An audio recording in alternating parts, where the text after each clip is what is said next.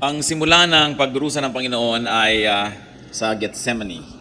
Kung merong isang very dramatic and very clear beginning of the sufferings of the Lord, it began in the Garden of Gethsemane. Yan po ang ating pag-aaral ngayon. Pinamagatan natin, How to Survive Gethsemane. Thank you, Father, for your love and for your care, for your goodness, your mercy, your boundless love for us. Salamat sa pagpapatawad mo sa mga kasalanan namin. At ngayon, Panginoon, sa paglapit namin sa iyo, ayaw naming may hadlang. Nais naming ihingi ng tawad ng aming mga kasalanan. Patawarin niyo po kami, linisin, paging dapatin na humarap sa inyo. Nawangin niyo pong salita ang maging gamot ng aming mga sakit, pagkain ng aming espiritu at katawan, at liwanag ng aming isip. Payapain niyo po kami, patahimikan ang aming loob, alisin po lahat ang aming mga alalahanin, palakasin ang aming katawan, patalasin ang aming isip, nang kami, Panginoon, makatanggap ng buong-buo niyong pagpapala. Kayong hinihiling namin maging tagapagsalita.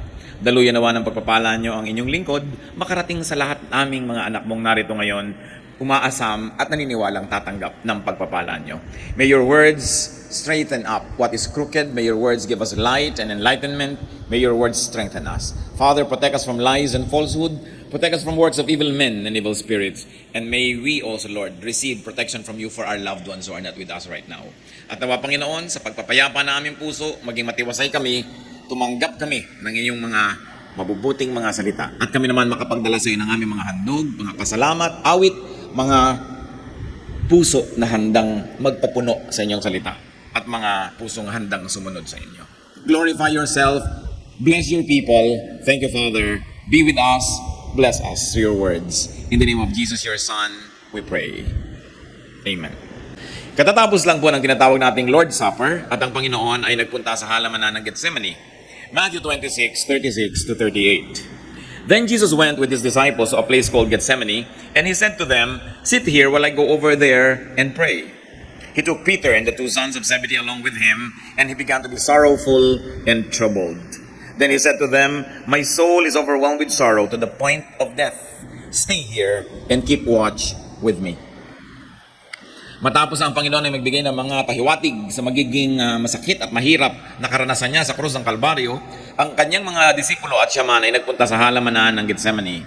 At sila ay nang makarating sa madilim na lugar na ito, iniwan niya yung karamihan sa may bungad at tatlo pa ang dinala niya doon sa may loob-loob ng garden. Si Peter at ang dalawang magkapatid. At sabi niya, "Manalangin kayo, dito kayo, samahan niyo ako sa panalangin, sapagkat ako ay sobrang nababagabag." And then the Lord went further into the garden, and alone, he became very sorrowful and very, very troubled. Sinabi niya, "My soul is overwhelmed with sorrow to the point of death." Naranasan na ba nating malungkot na halos ikamatay mo ang lungkot? Yun ang naranasan ng Panginoon. Sabi niya, to the point of death. Sabi niya, "Stay here and keep watch with me." We must know that the highly spiritual and the highly wise could have moments of overwhelming sorrow. Pati si Solomon, sinasabi niya, mahirap maging marunong, mahirap maging maraming naabot ang kaisipan dahil maaaring meron ka ring maabot na lungkot. Lungkot na nanggagaling sa pangunawa, hindi dahil sa kamangmangan. Lungkot na nanggagaling sa mas malawak mong pag-iisip at pagkakita sa mga bagay-bagay. Mga lungkot na hindi nararanas ng mga hindi gaanong nakararating sa malayo ang pag-iisip. Sabi sa Ecclesiastes 2:17 ni Solomon, "So I hated life, because the work that is done under the sun was grievous to me." What can we do to people who we consider are wise or wiser than we or more spiritual than we are? We've got to understand them. Maraming dinaranas na hirap ng loob at hirap ng isip yung mga mapag-isip at yung mga higit na maalam kaysa sa atin. Kaya imbes sa pagtawanan lang hindi natin naintindihan yung mga marurunong na parang sinasabi natin nababaliw na yata yan, ang layo na ng naiisip, dapat natin silang ipanalangin. Sapagkat ang mga matataas ang espiritu at ang karunungan ay may ministry para doon sa mga di gaanong kataasan ang naaabot. Matthew 26:39. Going a little farther, he fell with his face to the ground and prayed, "My Father, if it is possible, may this cup be taken from me. Yet not as I will, but as you will." Dito ay binunyag kung anong nagpapahirap sa loob ng Panginoon. Na kanyang naguguni-guni na, naiisip ang mangyayari sa kanya kung siya ay arestuhin, siya ay litisin, hatulan, pagpasanin ng krus at mamatay mag-isa sa piling pa naman ng mga kriminal doon sa bundok ng Kalbaryo. At sa kanyang lungkot, pagkahapis, hirap ng loob, siya nagpatira pa sa lupa at nanalangin sa Ama sa langit. At sabi niya, "Kung maaari po sana, Ama, huwag na lang, pass na lang ako dito." Nakikita natin yung humanity of the Lord Jesus. Hindi natin pwedeng sabihin, nagawa naman ni Jesus lahat yan kasi anak siya ng Diyos eh. Nakita natin yung paghihirap din ng kanyang loob. Yung kanya rin sanang pag-ayaw sa hirap na kanyang dananasin. Hindi natin pwedeng maliitin ang kabayanihan ng kanyang kamatayan para sa atin. Nasasabihin natin, Diyos naman siya, kayang-kaya niya. Tulad niyo at tulad ko, meron din siyang takot. Hindi nag-iisa ang mga natatakot kasi ang Panginoon man ay inabutan ng ganitong uri ng damdamin. Nasa John 17, sinabi, pumawi siya ng dugo. Sa sobrang niyang taimtim ng pananalangin at sa sobrang ding stress ng nakaraan at ng darating pa. Pero kasunod na sentence, yet not as I will, but as you will. Yung kanyang pagkatao ay umiral, sinasabi niya, ayoko sana, pero yung pagiging masunurin sa kalooban ng Diyos sa langit ay hindi naman malayo at kasunod agad. Pero sabi niya, pero ganun pa man, ang nadarama ko, yung kalooban yung maganap, hindi yung kalooban ko. Ako naman ay humihiling lang kung pwede sana. It was a very sincere prayer.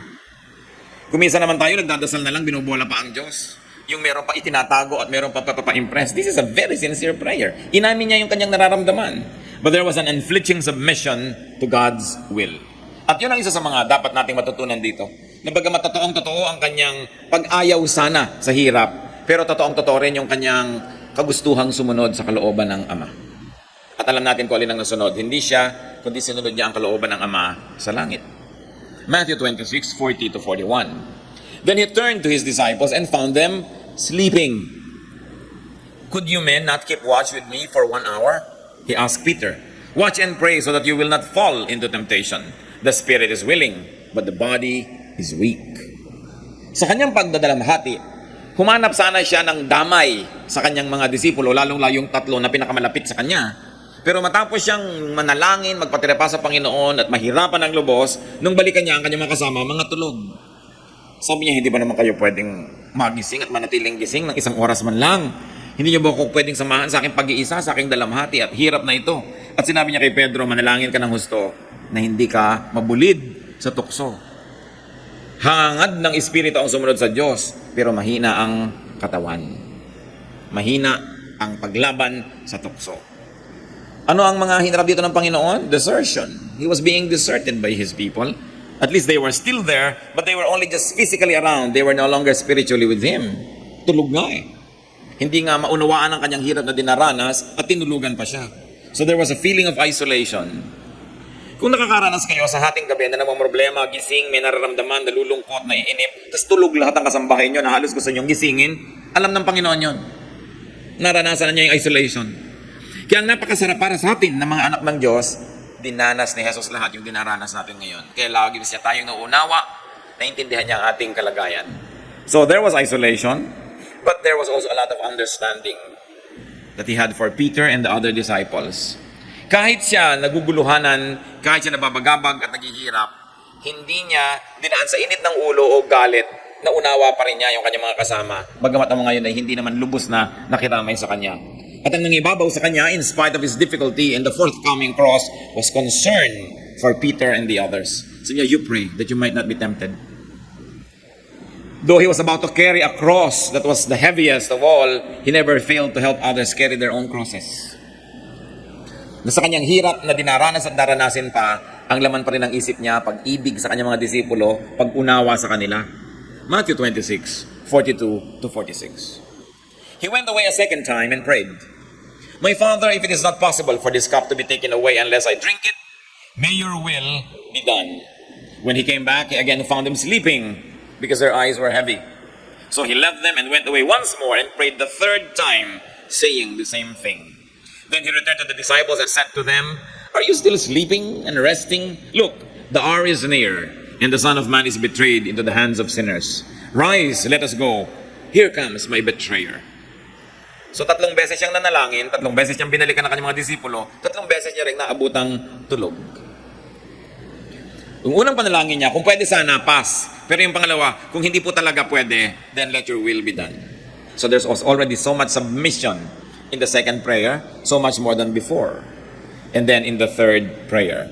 So the prayers were repetitions of the previous situation and activities.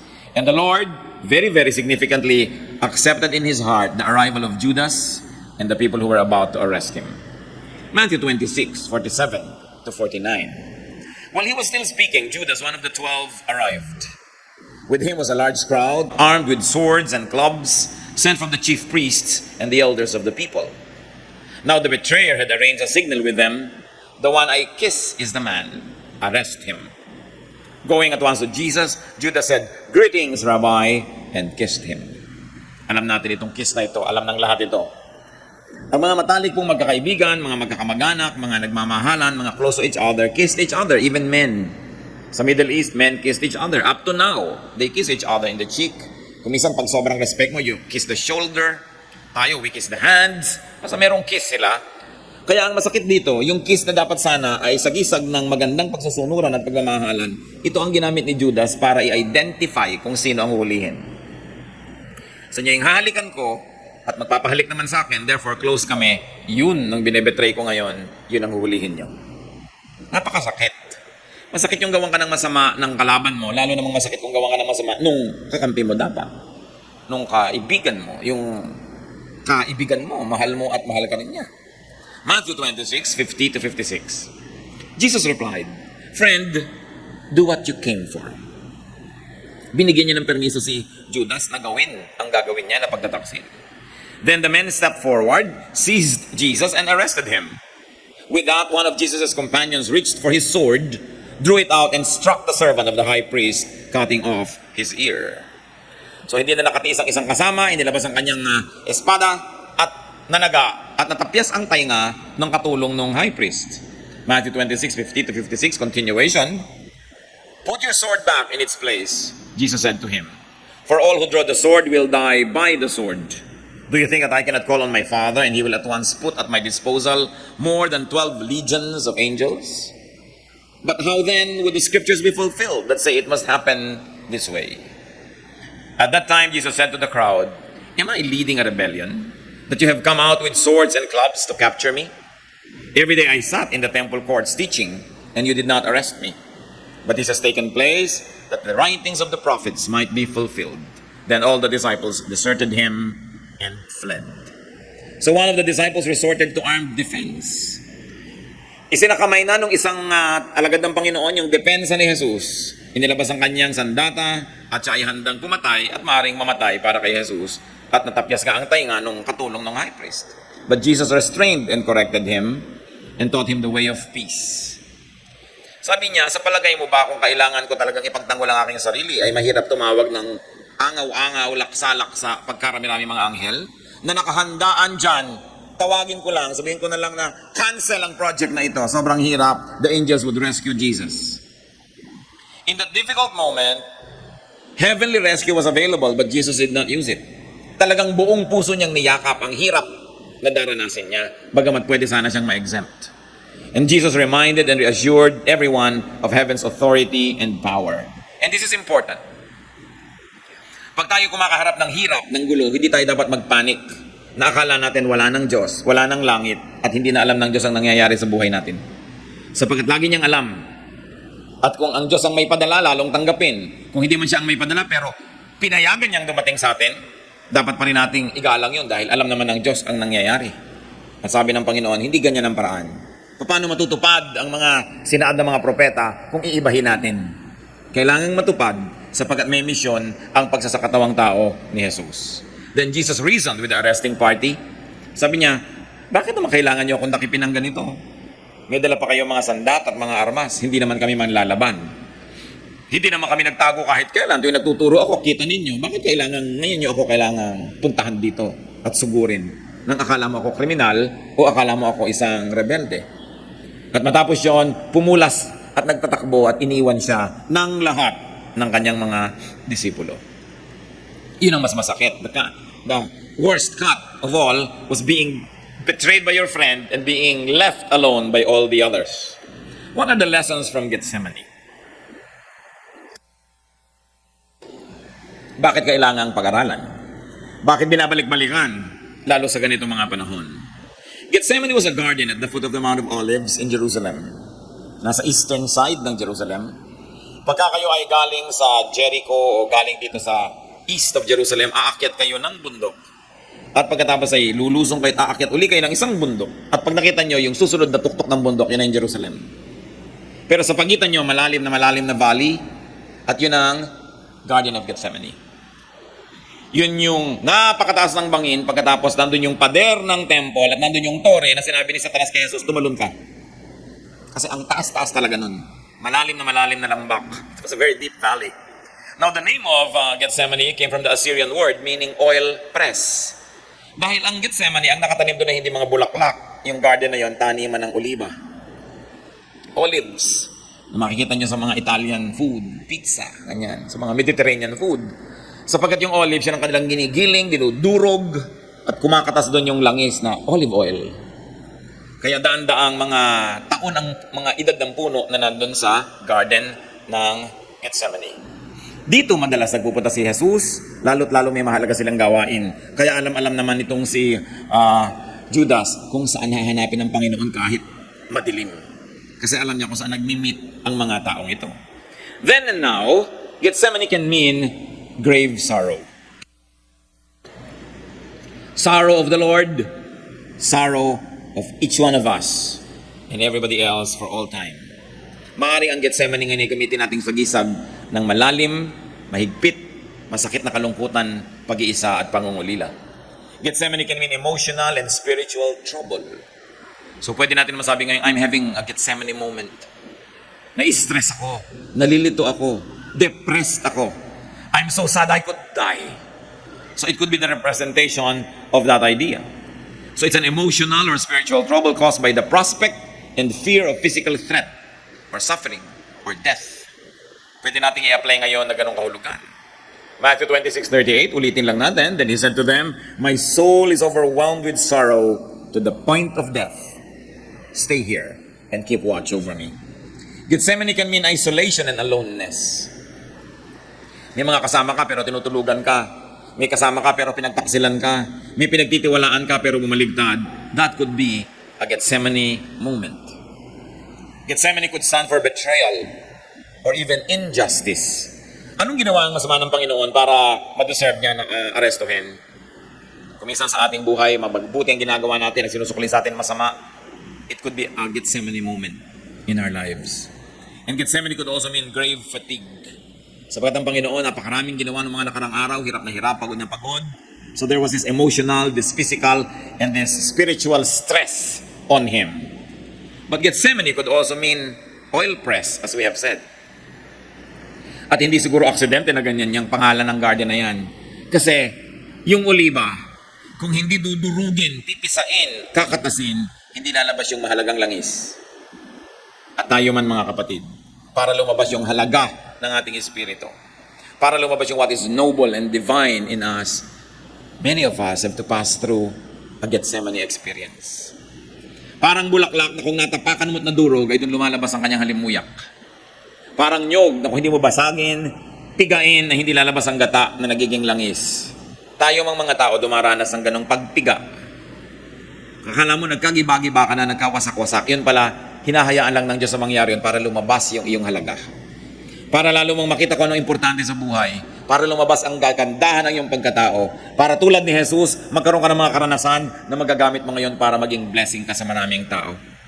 Kasi kung hindi pa tayo kumisa nakakaranas ng hirap sa buhay, hindi tayo nagiging understanding sa mga dumadaan sa hirap. Kung hindi tayo nakakaranas ng matukso, magkasala, magkamali, madalas self-righteous and judgmental tayo. Kaya kung tayo man ay dumadaan sa napakahirap na karanasan, magtiwala kayo, lumapit sa Diyos tulad ng ginawa ng Panginoon at ipagpaubaya sa Diyos ang kanyang ginagawa sa atin, sapagkat kung alam niya ang kanyang ginagawa at tayo naman ay nagsasapit sa kanyang kalooban, mayroong magandang kakahinatnan. Ang hirap ay pansumandali, ang kaluwalhatian ng Panginoon ang maghahari kung tayo'y papayag na gawin ng Panginoon ang ginagawa niya. Mahirap man kung minsan yun. Your Gethsemane can turn you from olive to oil, like flour that is crushed. Your fragrance is released when you are crushed. Ayaw natin makrush, ayaw natin madurog. Kung pwede lang sanang mabango ka na lang na bulaklak na hindi nadudurog, why not? Pero kung bulaklak ka, sinasabi mo ang bango-bango ko, ang ganda-ganda ko, bakit ako nadudurog? Magtiwala ka na may bangong lalabas mula sa iyong paghihirap. Kung hindi ka magiging rebellious, hindi ka magwawala ng tiwala sa Panginoon at ipapaubaya mo sa Panginoon ang iyong kalagayan. So lahat tayo dumadaan sa Gethsemane experiences. Paano kung minsan nag-iisa, tinalikuran ng lahat, pinagtaksilan, nahihirapan, walang makaunawa, nalulungkot, napapagabag. Let's see how Jesus survived Gethsemane. So we can also survive our Gethsemanes. Ano-ano ang laman ng matatawag nating Gethsemane Survival Kit? Kung ngayon gagawin nating survival kit yan, first of all, there was company. Matthew 26:36. Then Jesus went with his disciples to a place called Gethsemane, and he said to them, "Sit here while I go over there and pray." Ang Panginoong Jesus, anak ng Diyos, hari ng mga hari, tagapagligtas ng daigdig, kinailangan din niya, ginusto niya na may makasama. Pag dumadaan tayo sa hirap, mabuting may kasama. Masarap na mayroong karamay. Huwag nating solohin. Maging ang Panginoong Jesus, sa pagbubuhat ng cross niya, may tumulong. A stranger to him, but nevertheless, even for a brief moment, the Lord was able to rest because somebody was assigned to carry the cross. So huwag tayong mapagmataas at huwag tayong maging kuminsan ay may kayabangan na sinosolo natin ang hirap natin. Friends divide our sorrow and multiply our joy. Matthew 26:38, then he said to them, "My soul is overwhelmed with sorrow to the point of death. Stay here and keep watch with me." Hindi siya nahiya, hindi siya nag-alinlangan, hindi siya nag-alangan na aminin sa kanyang mga kasamahan na nangangailangan siya ng company. At dapat ganun din tayo.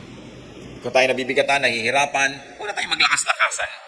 Minsan naglalakas-lakasan ka sa harap ng iba, pero may mga mangilan-gilan dapat na matapat ka na honest sa sinasabi mo, samahan mo ko kasi nainip ako.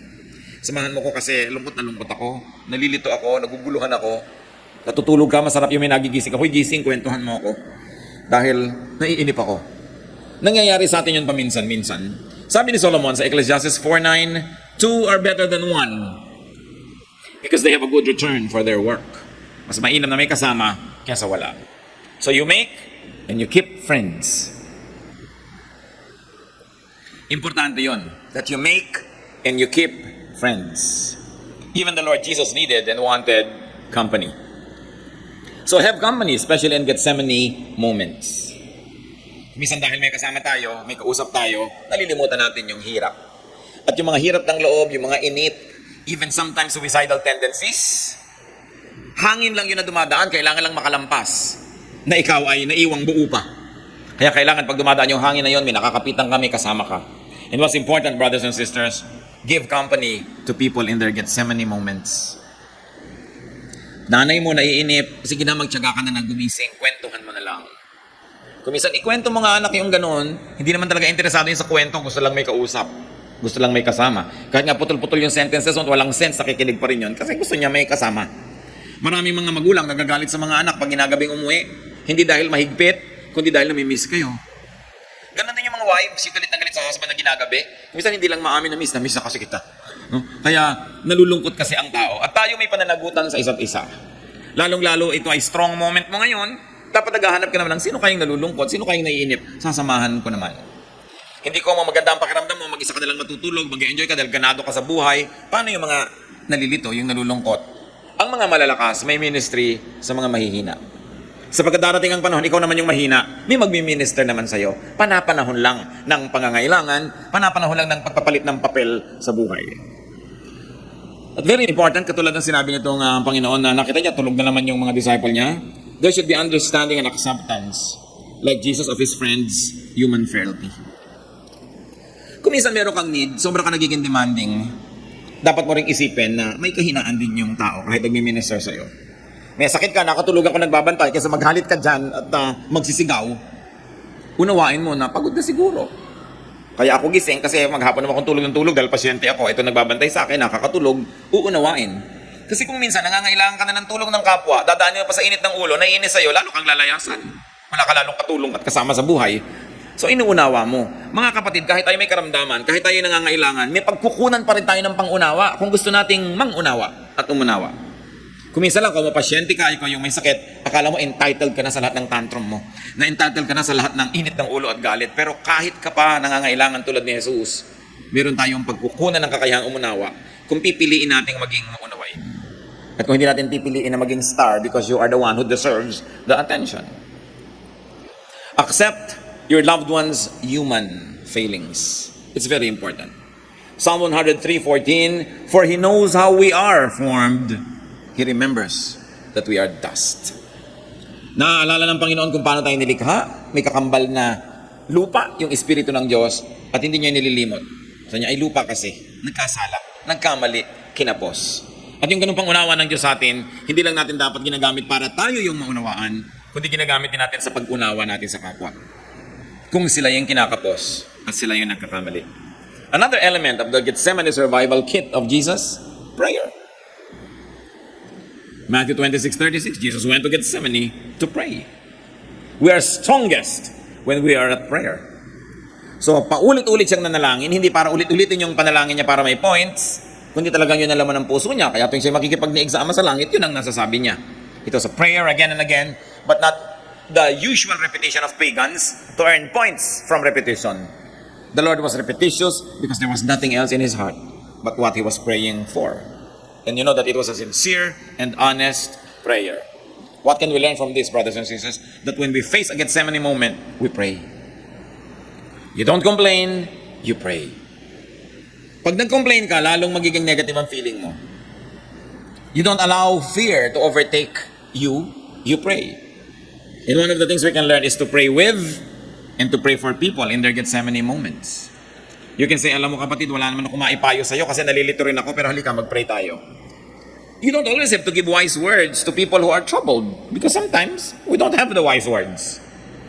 You are not always wise, you are not always filled with inspiration, you are not always strong, but you can always pray with the person who needs your help. Ako rin nalilito, halika mag-pray tayo. Ako rin nangihina ngayon, halika mag-pray tayo. At hindi yan last resort, it must be the first resort. Because we are strongest when we pray. And when we pray, umaayos ang ating isip. At hindi man mabago ang sitwasyon, nababagong isip natin. Lumalakas ang ating espiritu, natatanggap natin yung hindi natin kayang baguhin, at nababago natin yung dapat at pwedeng baguhin. Another element in the survival kit is submission to God's will. Pag ikaw, kapatid, ano man ang hirap na dinaranas, tinanggap mo na pinayagan nyo ng Panginoon, lalo't alam mo yun ang gusto ng Panginoon para sa'yo, para ka siguro ituwid, o para ka i-train, para ka palakasin, pag tinanggap mo na yun, gagaan na yun. Bumibigat lang pag nilalabanan. Humihirap lang pag nakikipagtunggali tayo sa Espiritu ng Diyos. Nagkakaroon lang ng giyera kasi ayaw mo pang sumuko. Alam niyo, paano natatapos ang giyera? Pag nanalo ka na, o pag sumuko ka na. Mananalo ka ba sa Diyos? Kaya sabi ni Lord, huwag sana ama, ayaw ko sana, pero yung gusto niyo ang masunod. Paano naman mananalo yung son sa father? Kasi sabi niya, yung gusto mo na lang ang susundin ko. Kaya nahihirapan tayo sa mga problema natin kasi kung minsan lumalaban tayo sa alam natin gusto naman ng Ama na mangyari sana sa buhay natin. Alam mo na mali yung gusto mo, ipaglalaban mo pa. Gulo talaga yan. Pero matatapos ang gulo pag sumuko na tayo. Alam nga namang Diyos ang sumuko sa atin, tayo dapat ang sumuko. At pag tinanggap mo na yon, gumagaan, lumuluwag. Paano natin natatanggap yung kalooban ng Diyos? This requires knowledge of God's will. Dapat alam mo kung ano ang gusto ng Diyos para sa iyo. It's important to know God's will.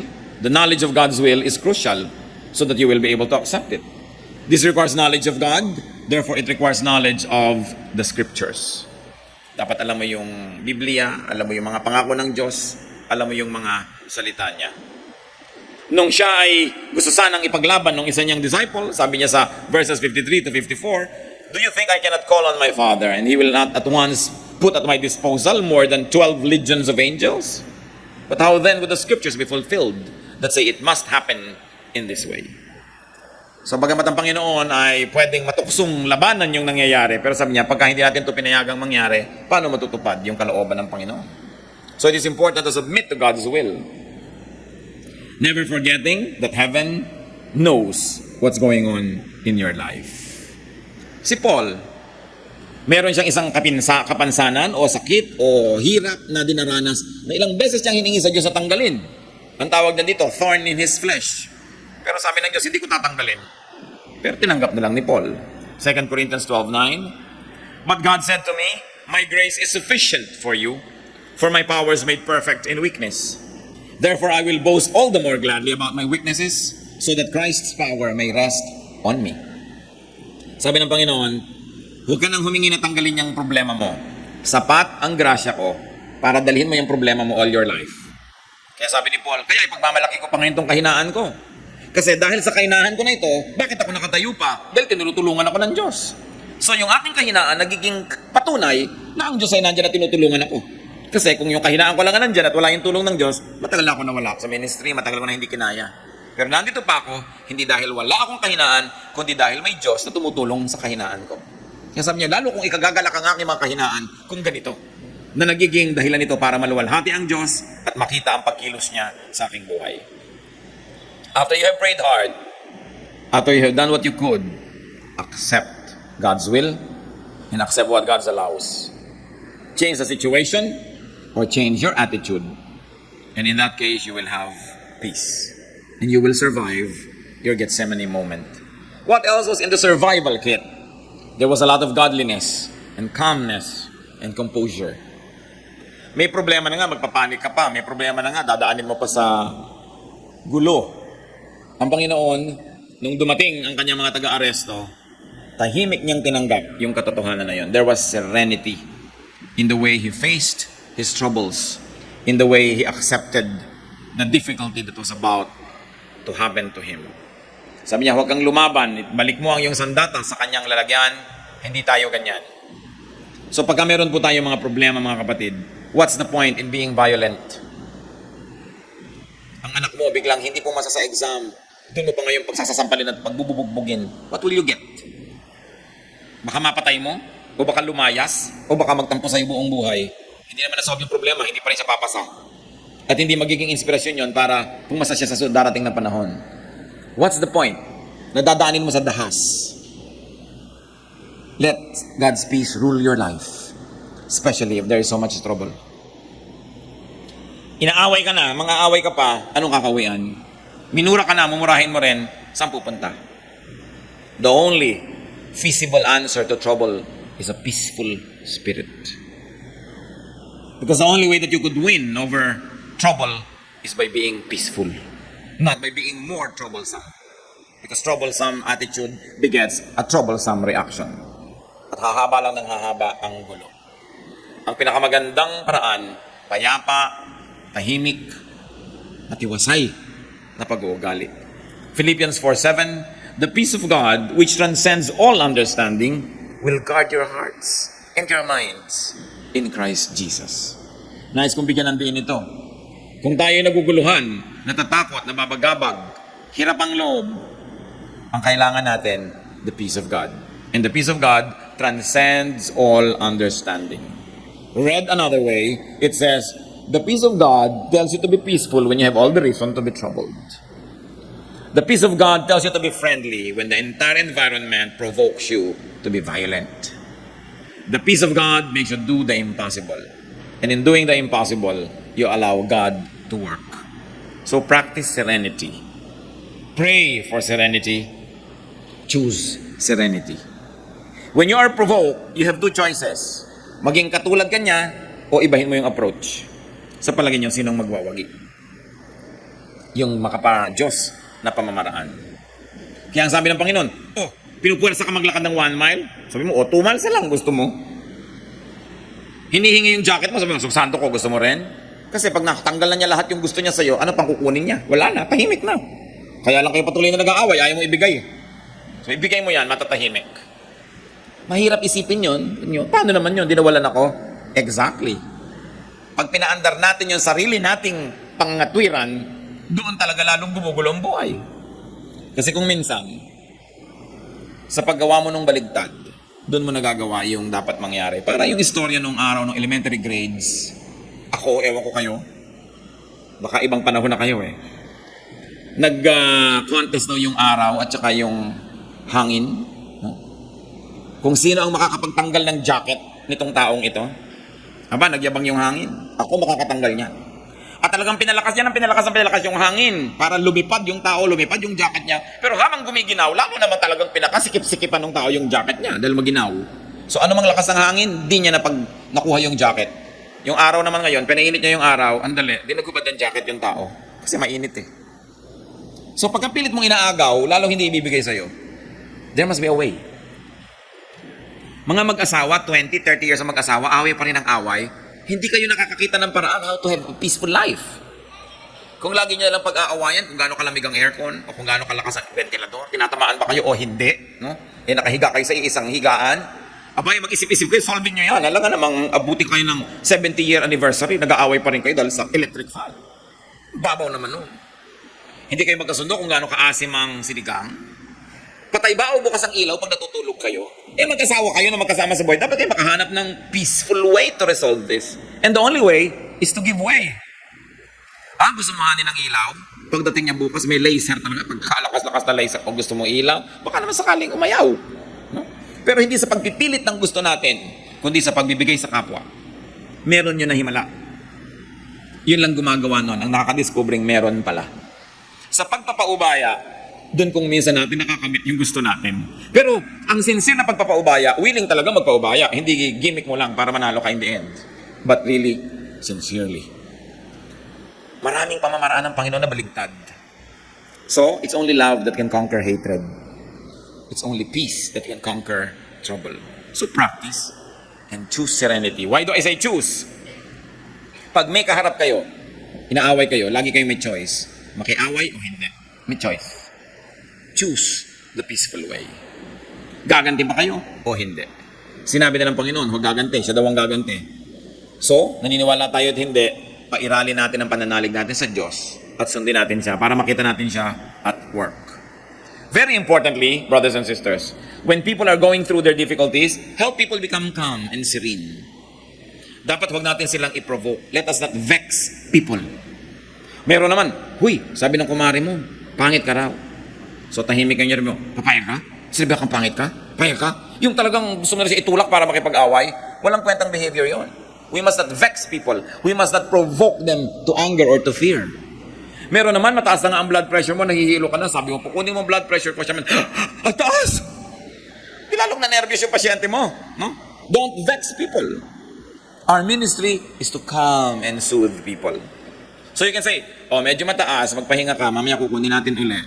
No? Huwag mo nang ipabasa na 270 pala, over 190 yung blood pressure niya. Kasi yung nervyos niya ang lalo magpapataas na.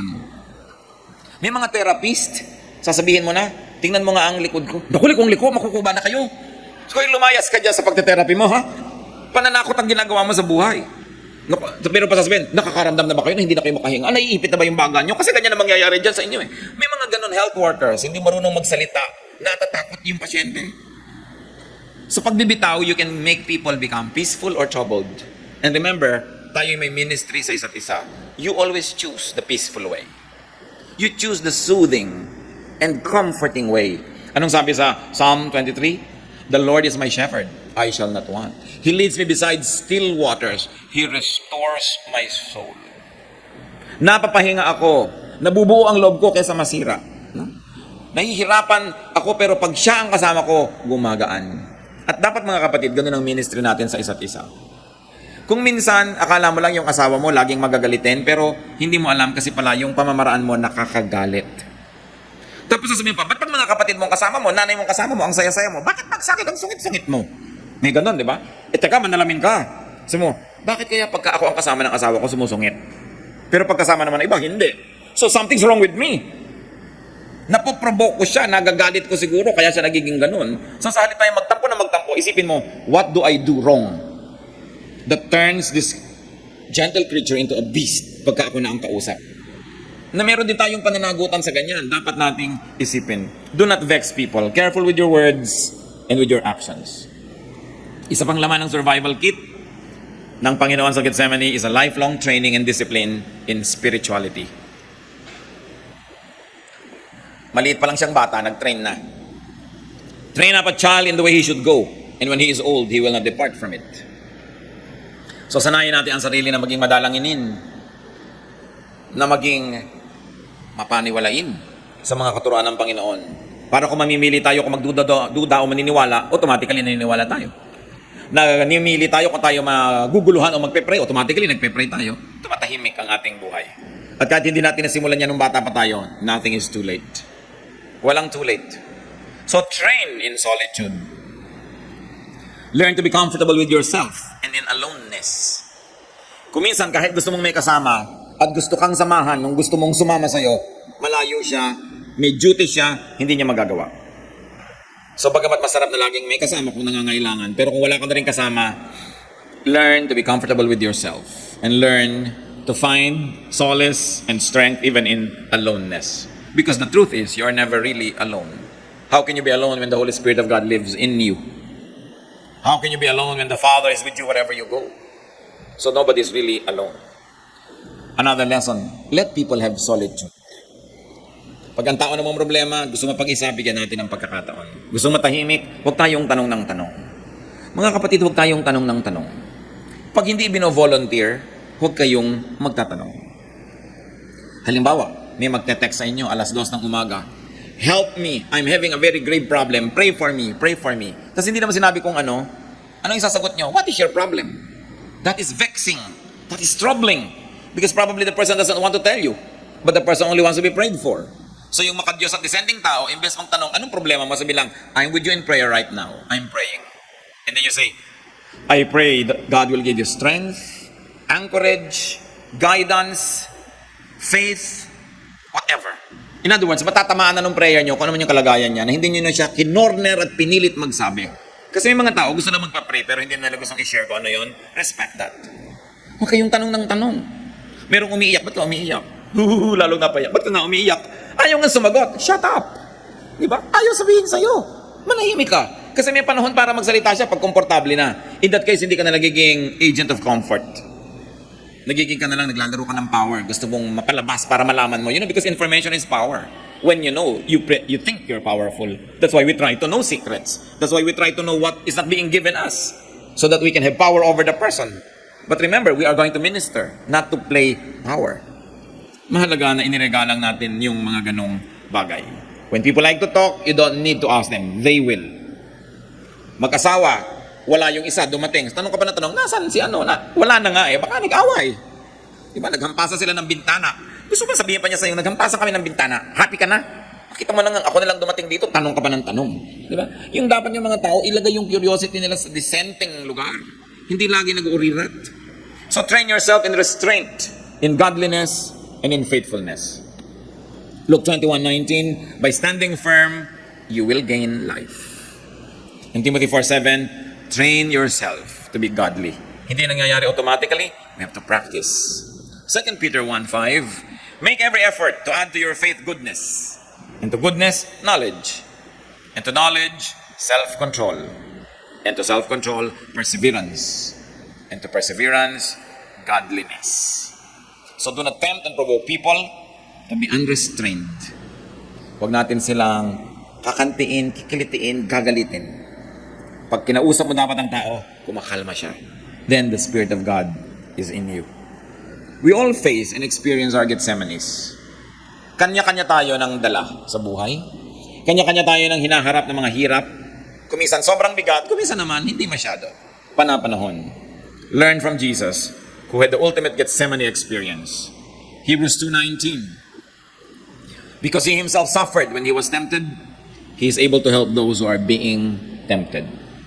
Pag dumarating tayo sa hirap, natetempt tayo na tumalon sa ilog, maglaslas ng pulso, uminom ng lasod, natetempt tayo mag-drugs, maglasing, natetempt tayo na gumawa ng something crazy just to get out of our problem. Think that Jesus went through all kinds of temptations and he understands your situation now and your great help comes from Him. Lumapit kay Jesus, magpatulong sa Kanya.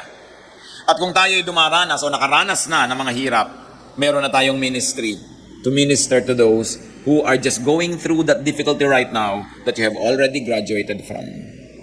Let your experiences make you better, not bitter. Kailangan makatulong ka sa mga tao, kaya hindi nagkakaroon ng kawalang halaga.